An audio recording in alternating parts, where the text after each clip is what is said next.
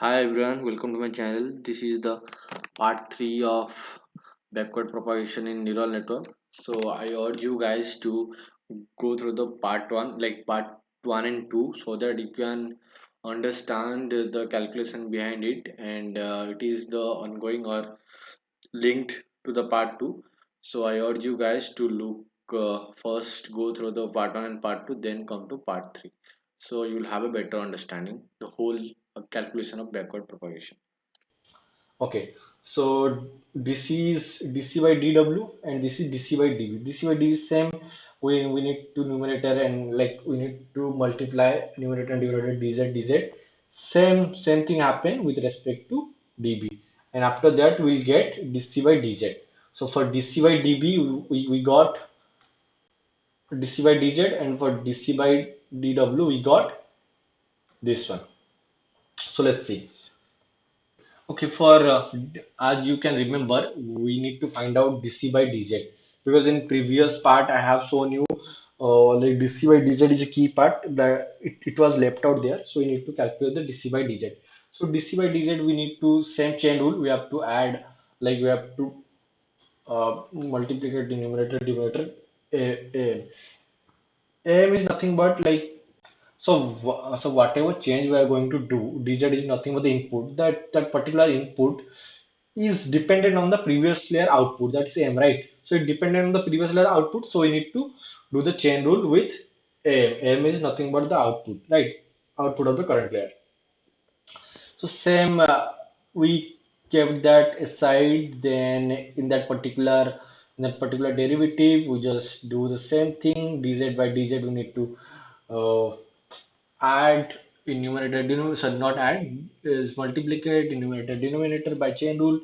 And that particular in z value, we are just doing the same thing. M plus 1 is nothing but the weight of the next layer.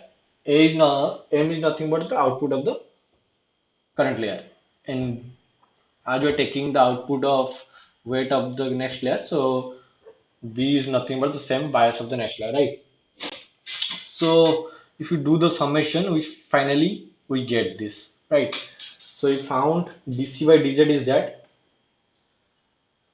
So okay, so from this, as we calculate that, we have already seen dc by dw in previous page. So so this value actually we got.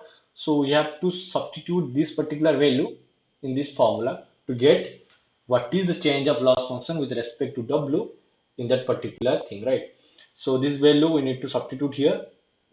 So we got finally, like, this particular value is nothing but, so you can say this is the output, like this is the output coming from the layer, and this is the input going for the activation function. So here it is nothing but the derivation of activation function. So while calculating backward propagation, it is seen that we need to take the derivation of activation function. So this is the basic reason. So we need to take care of what is the derivation, like what is the derivative of the activation function. We need to check what is the range of derivation of that particular activation function in that particular neural network. So while studying activation function, I'll show you what is the range of derivation of particular different activation functions. I'll show you. So this is the particular reason we need to know, or we need to calculate the derivative of activation function in order to calculate the derivative of loss. So this is why. And same thing we need to apply. dc by db is dc by db is nothing but the change of loss with respect to bias. So same equation we need to put in the previous, like as we have seen the previous, in the previous page, the dc by db is this particular value. So what, like, I assume you guys, you do simple derivative is nothing but simple derivative and substitution, like you do in 8th class, 9th class, or 10th class in your schooling. So whatever you don't understand, just ping me in the comment. I will try to make you guys understand. So it's nothing but it's very easy. If you just pause the video and watch the step, like try to calculate the step in your notebook, you can easily get what I'm trying to say or what is the step is. So this is the important thing. This is basically the derivative of activation function. So in interview, you can say why we need derivative activation function. So you can say, so while calculating the derivative of loss with respect to weight in backward propagation, in there we need derivative of activation function. Okay. Okay. So we have to take the derivative of activation function, that dcy dA by dz, that we have calculated in the previous paper. So we have taken here sigmoid function. So sigmoid activation function. So there are various activation function in the neural network. So I'll try to do one separate video for that. So here I have taken sigmoid function for giving my example. So sigmoid function is nothing but give you this particular value. So if you're taking a as your parameter, like what is change of A, who is nothing but Z is nothing but what? Z is nothing but the input which is going to the activation function. So if you see in Google, you can check if you take the derivation of sigmoid function, you will finally get this particular value. So you can check in the net for last layer derivative of cost function. So in order to do that, so in last layer actually we get the loss, right? In last layer we got the loss. So we need to find out the loss of derivative as well. Okay, so how we are going to calculate this? I'll show you in the next page. Like entire calculation actually happens. So I just want to I just want you guys to remember this. So dc by dA is nothing but we are taking the derivative of loss function.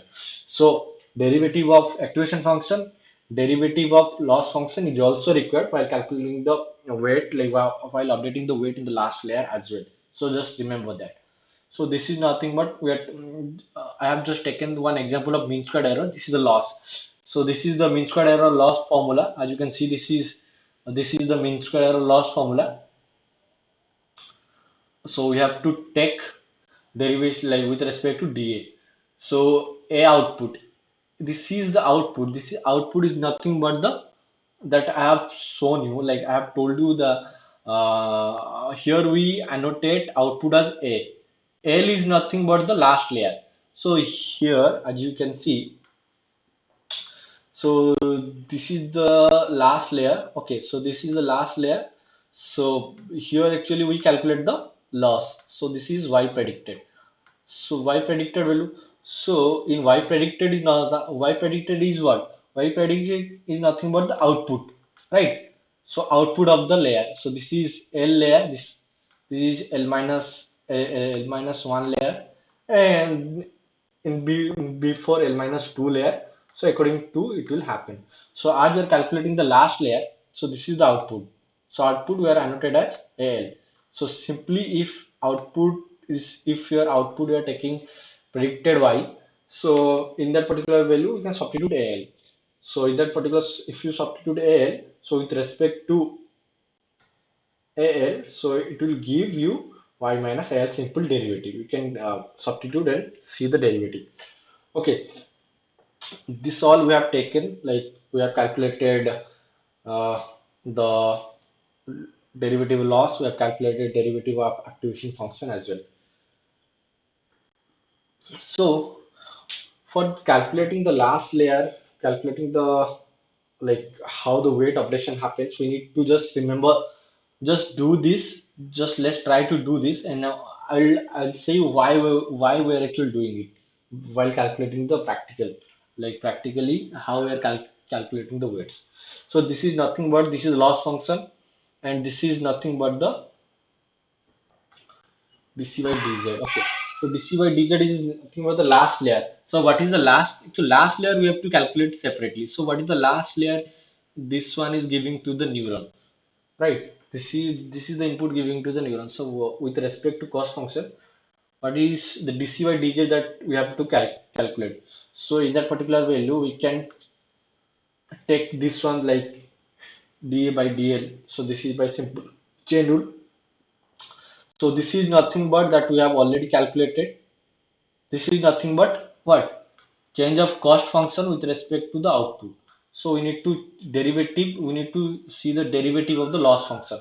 So this is the loss function we have already calculated by taking mean squared error. This is the loss function. This is one of the loss function mean squared error. So we got this one y minus al. So we have put this, then al by z. Al by z is nothing but a by z is nothing but what? A I z, like derivative of al with respect to derivative of ZL is nothing but the activation function, derivation of activation function. So we have already calculated the derivative of activation function, that is sigmoid function, that we got this one. This is for mth layer, right? This is for mth layer. But as you are calculating for last layer, you can calculate AL 1 minus AL. So this is dc by dz. So I just want you guys to remember this. So dc by dz we got y minus al into l minus l.